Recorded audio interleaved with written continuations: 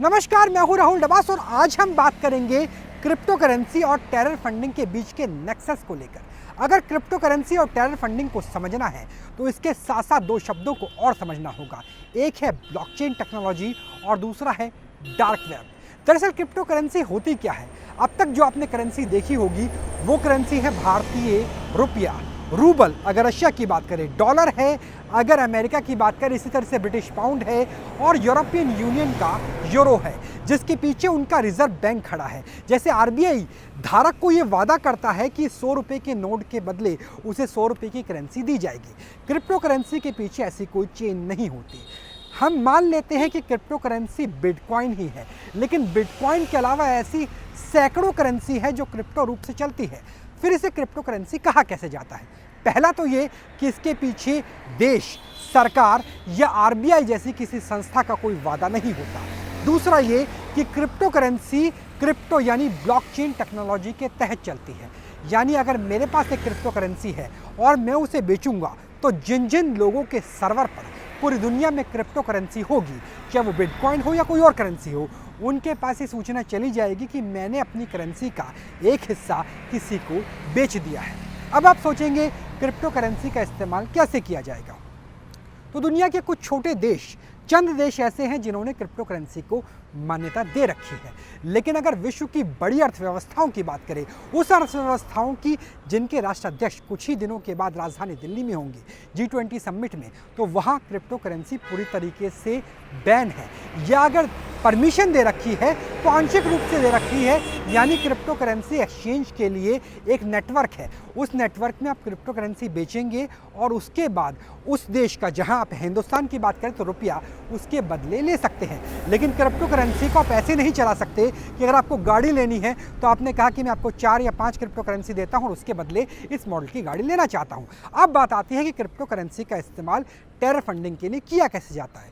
तो सबसे पहले 2016 ISIS के द्वारा क्रिप्टो करेंसी का इस्तेमाल किया गया। एक पूरा का पूरा बैनर लगाया गया और उसके बाद सोशल मीडिया पर प्रचार हुआ। ये कहा गया कि क्रिप्टो करेंसी के जरिए टेरर फंडिंग यानी जिहाद के लिए भुगतान करें। 2016 में होता है CIA, FBI, MI6 तमाम जो एजेंसीज हैं उनके द्वारा 1 साल के अंदर उसे क्रैकडाउन कर दिया जाता है, क्योंकि सबको पता है कि क्रिप्टो करेंसी बिकेगी तो ब्लॉकचेन के पास ये सूचना आ जाएगी कि कहाँ पर क्रिप्टो करेंसी बेची गई और कहाँ पे खरीदी गई। यानी क्रिप्टो करेंसी से अगर आप हथियार खरीदेंगे तो आपके पास उस क्षेत्र की सूचना होगी।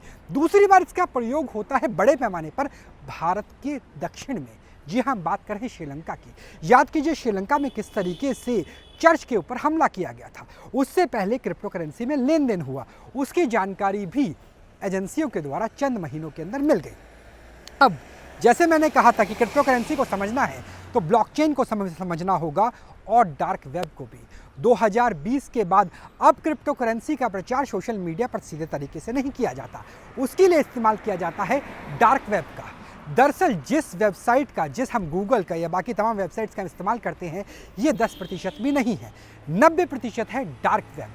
वो डार्क वेब जहां पर निजता का कोई कानून नहीं है, जहां कोई बड़ी टेलीकॉम कंपनी के जरिए IP एड्रेस यानी इंटरनेट प्रोटोकॉल एड्रेस नहीं होता। उस डार्क वेब पर जहां पर आपकी हमारी निजी सूचनाएं दी जा सकती है, उस डार्क वेब के जरिए क्रिप्टो करेंसी का लेन देन किया जाता है, जिसके साथ आर्टिफिशियल इंटेलिजेंस और एल्गोरिदम को बांध दिया जाता है। मान लीजिए एक PFI का अकाउंट है या ISIS खुरासान का अकाउंट है और उसमें क्रिप्टो करेंसी के लेन देन के लिए कहा जाता है। तो सबसे पहले वो लेन देन के लिए कहेंगे कि आप मैसेज भेजिए। जब आप मैसेज उन्हें भेजेंगे तब वो एक लिंक देंगे, वो लिंक खुलेगा डार्क वेब पे और हर एक बार लिंक का URL बदल दिया जाएगा, जिसके बाद क्रिप्टो करेंसी से लेन देन होगा।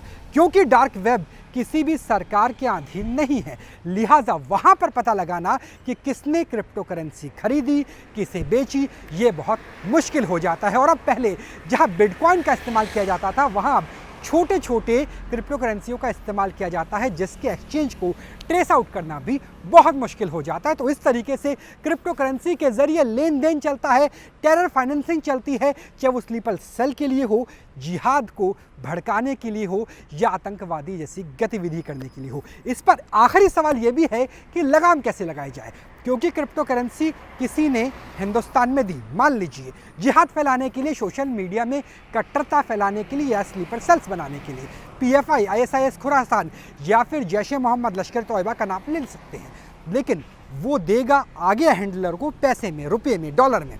तो जो एजेंसीज क्रिप्टो करेंसी और रुपये के बीच में या डॉलर के बीच में लेन देन का नेटवर्क चलाते हैं, उनके ऊपर अगर क्रैकडाउन किया जाए, उनके ऊपर अगर मॉनिटरिंग रखी जाए, तो काफ़ी हद तक पता लगाया जा सकता है कि भले ही डार्क वेब से बिना जानकारी के क्रिप्टो करेंसी आई, भले ही क्रिप्टो करेंसी के ब्लॉकचेन को तोड़ना बहुत मुश्किल हो, लेकिन अगर आपके पास एक्सचेंज मॉनिटरिंग है तो उसके ज़रिए क्रिप्टो करेंसी पर भी नकेल लगाई जा सकती है और क्रिप्टो करेंसी के ज़रिए होने वाली टेरर फाइनेंसिंग का भी भांडाफोड़ किया जा सकता है।